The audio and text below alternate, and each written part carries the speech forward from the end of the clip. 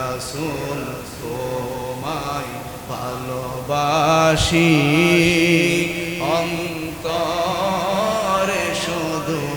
মুখে নয় জান্নাতের আশায় নয় হে রাসূল জাহান্নাম কেউ ডরে তোমার নাম শুনিলাম এই দু চোখে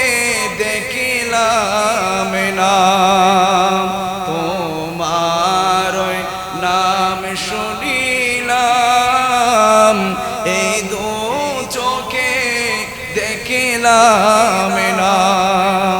এই সুর যদি শুনে থাকো একবারে দেখা দাও না হে রাসূল তোমায় ভালোবাসি অন্তরে শুধু মুখে নয় জান্নাতের আশায় নয় হে রাসূল জাহান্নাম কেউ ডরে না তোমায় পাওয়ার আশায় মন চটে যায় মদিনায় সুবহানাল্লাহ বলে তোমায় পাওয়ার আশায় মন চটে যায় মদিনায় এই আশিকে দিদার দাও না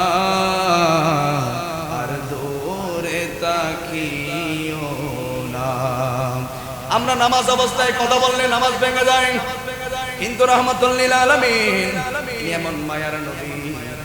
যেই নবী নামাজ অবস্থায় সালাম দিলে নামাজ ছেড়ে দিয়ে সালামের উত্তর দিতে হয় সুবহানাল্লাহ আমার নবী যদি হ্যাঁ বলে এটা হ্যাঁ বলেন কে ওই সাহাবীকে বললেন আমি হ্যাঁ বলি নাই কারণ হলো জিবরাইল আমিন উপস্থিত ছিলেন আমি নবী যদি হ্যাঁ বলতাম তাহলে প্রত্যেক বছর যাদেরকে আল্লাহ সামর্থ্য দিয়েছেন প্রত্যেক মানুষের উপর সেই রব হজ ফরজ করে দিতে চিৎকার দিয়ে বলেন তিনি কে আমার নবী বললেন আমার উম্মতের নরনারীরা প্রতি বছর হজ করতে আসতে পারবে না বিদায় কষ্ট হবে আমি নবী তাদের কষ্ট চাই না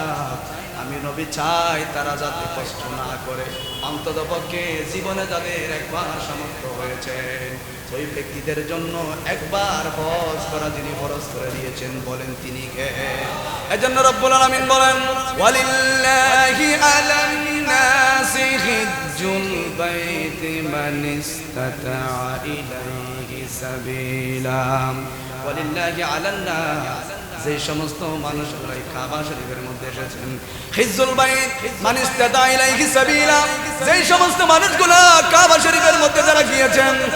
খানায় কাবার মধ্যে যারা গিয়েছেন একবার যারা গিয়েছেন তারা আর সাধারণ মানুষ নয় একজনের মেহমান হয়ে গিয়েছেন বলেন তিনি কে